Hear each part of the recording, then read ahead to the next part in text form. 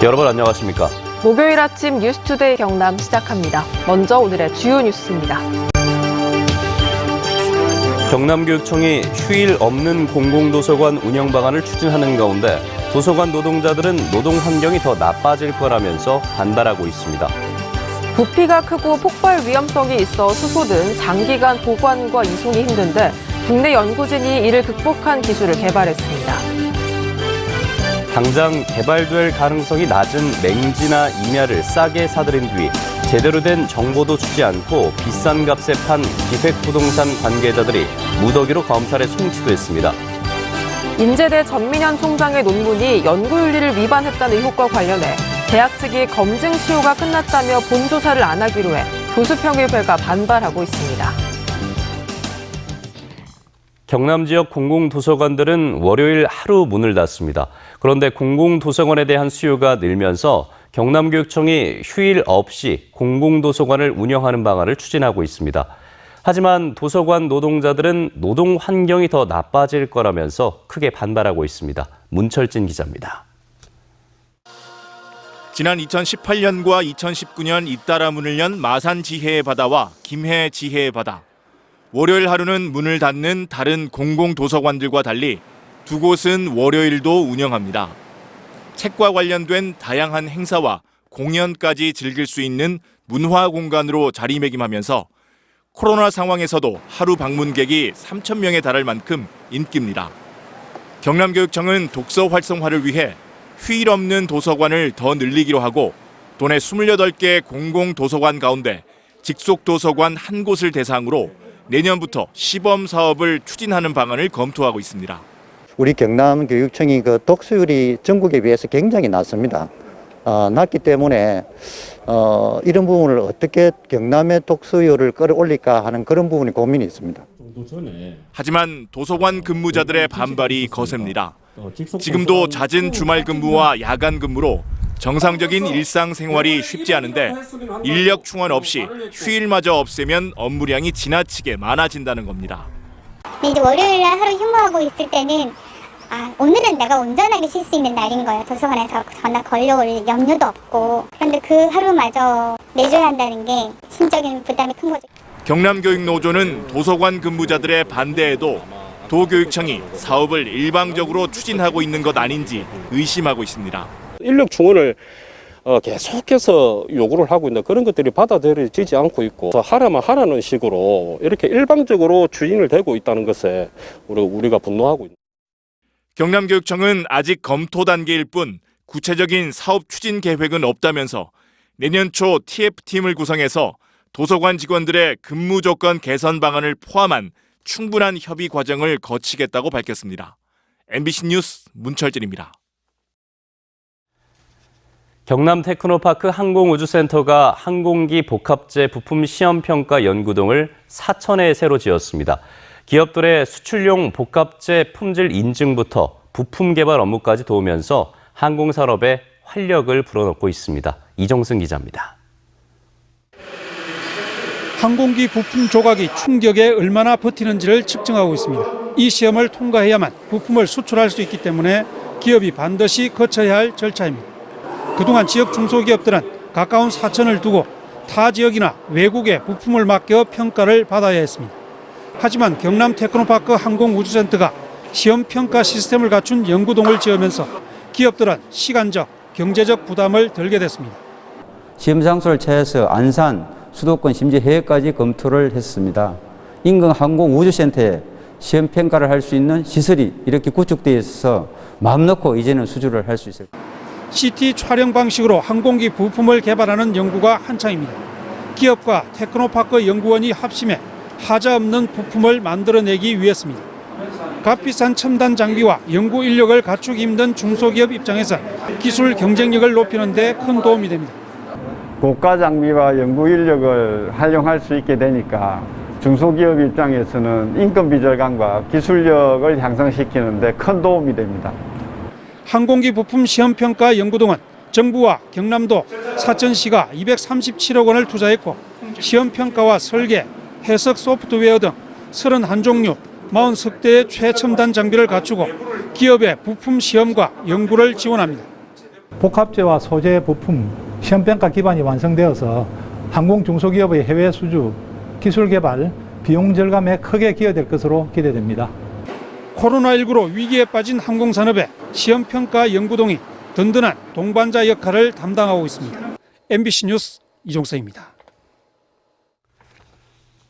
수소는 부피가 크고 폭발의 위험성이 있어서 장기간 보관하거나 이송하기 힘들다는 단점이 있습니다. 이런 한계를 극복한 기술이 국내 한 연구진에 의해서 처음으로 개발됐는데요. 수소 보급을 크게 확산시킬 수 있을지 주목받고 있습니다. 정영민 기자가 보도합니다. 대형 트레일러에 기체 수소를 압축한 강철 재질의 수소 튜브가 실려 있습니다. 무게만 20-30톤 정도. 압축 수준도 700배에 달해 폭발 위험성 문제가 늘 제기돼 왔습니다. 정기연구원 연구팀이 이런 한계를 극복한 액체 수소 생산과 장기간 저장 기술을 개발했습니다.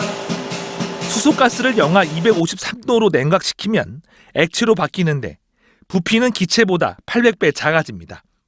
온도 변화에 민감한 만큼 다시 증발하지 않도록 장기간 보관할 수 있는 게 핵심입니다.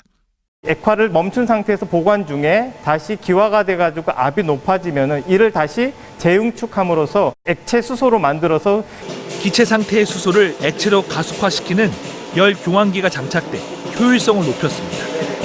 이런 수소차 250대를 충전할 수 있는 수소 1,500kg을 이송한다고 했을 때 액체 수소의 이송 효율성이 수소가스보다 7배 높았습니다. 연구원은 기술을 활용하면 저장 용기와 밸브 등 수소 관련 부품 생산에 탄력을 받을 것으로 전망했습니다. 그 연료를 가볍게 밀도 높게 가지고 다니면서 운송할 수 있는 그런 시스템이 어디에나 적용이 될 수 있습니다. 액체 형태의 수소는 가스 대비 부피가 작고 폭발의 위험성도 낮기 때문에 충전소의 규모를 줄이는 등 수소의 보급을 크게 확산시킬 수 있습니다. 모빌리티나 선박, 기차 등에 활용될 액화 수소 기술은 태양광 등 친환경 에너지와 결합돼 탄소 중립에 필요한 그린 액화 수소로도 생산이 가능해질 전망입니다. MBC 뉴스 정영민입니다.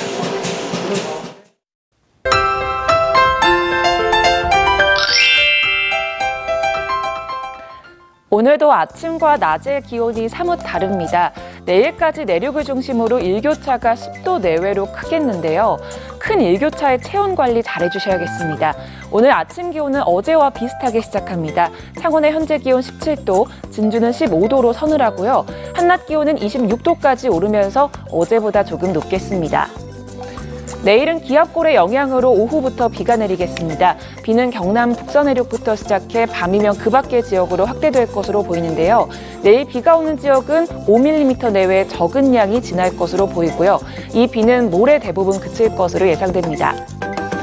오늘 맑은 날씨 속에 대체로 구름 가끔 지나겠습니다. 아침까지 경남 내륙을 중심으로 가시거리 200m 내외에 매우 짙은 안개가 낀 곳이 있습니다. 차간거리 유지하면서 안전운전 해주시길 바랍니다. 오늘 평년보다 3에서 4도가량 높은 기온을 보입니다. 현재 기온 보시면 함안 14도, 밀양은 15도에서 시작하고요. 한낮 기온은 밀양 27도, 거제는 25도까지 오르겠습니다. 거창의 현재 기온 14도, 산청은 15도에서 시작합니다. 한낮 기온 합천 26도, 사천은 27도까지 오르겠습니다. 바다의 물결은 최고 2m까지 일겠습니다. 토요일 비가 그친 뒤 아침 기온은 뚝 떨어질 것으로 보이고요. 급격한 기온 변화에 면역력 관리 잘해주시길 바랍니다. 날씨 정보였습니다.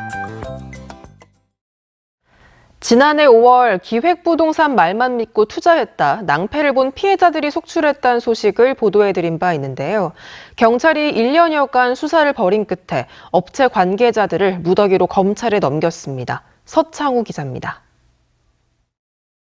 주변으로 나무가 우거진 김해시 대동면의 한 야산. 토지 대장을 확인해봤더니 개발 제한 구역입니다.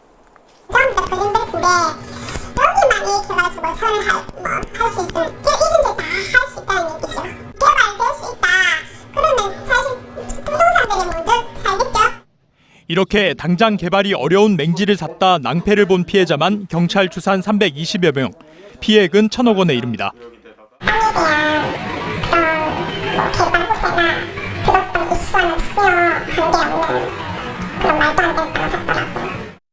A씨와 같은 피해자들은 전국적으로 23개 법인을 가진 이른바 기획부동산을 통해 김해를 비롯해 강원도와 경기도 등 266개 토지를 대부분 공시지가의 서너 배 이상 주고 산 것으로 나타났습니다. 기획부동산 업체들은 땅을 팔 때 피해자들에게 거래한 땅의 집어는 물론 땅에 대한 정보도 알려주지 않은 것으로 경찰 수사 결과 확인됐습니다. 또 7에서 10만 원의 일당을 준다면서 사람을 모은 뒤 땅을 강매하기도 한 것으로 드러났습니다. 누가 봐도 개발이 안 되는 그런 땅들을 개발이 가능하다 이렇게 거짓말을 해가지고 이 땅을 판매할 때 부동산 등기부 같은 것 자체를 당연히 보여줘야 될 서류 같은 거 보여주지도 않고 종교시설처럼 무조건 막 모아놓고 자기들이 만든 자료만 보여주면서 1년여간 수사를 벌여온 경찰은 40대 회장과 사장 등 2명을 구속하고 임원 30명을 불구속 상추했습니다. 경찰은 부동산 매입 권유를 받으면 토지 이용 계획원과 등기사항 전부 증명서 등을 꼼꼼히 살펴봐야 한다고 당부했습니다. MBC 뉴스 서창우입니다. MBC 경남은 지난 4월 인제대 전민현 총장이 과거 국제학술지에 제출한 논문이 연구윤리를 위반했다는 의혹을 보도했습니다. 그런데 대학 측이 검증 시효가 끝났다는 이유로 관련 논문에 대한 본조사를 하지 않기로 최근 결론 내렸는데요. 교수평의회는 크게 반발하고 있습니다. 이 소식은 이재경 기자가 단독 보도합니다. 지난 2004년 2월 인제대학교 전민현 총장이 국내 학술지에 실은 논문입니다. 우측은 같은 해 전 총장이 국제 SCI급 학술지에 실은 논문입니다. 글의 구성에서부터 표와 그림까지 그대로 옮겨놓은 정황이 곳곳에서 보입니다. 사실상 논문 베끼기 수준입니다. 해당 국제학술지 편집자도 이미 다른 학술지에 게재된 논문을 번역했다며 심각한 연구윤리 위반이라는 입장을 밝혔습니다. 하지만 올 봄부터 논문 검증에 나섰던 대학 측의 입장은 달랐습니다. 대학 자체 연구윤리 진실성위원회는 예비 조사 결과 문제가 없어 본조사가 필요 없다고 최근 결론 내렸습니다.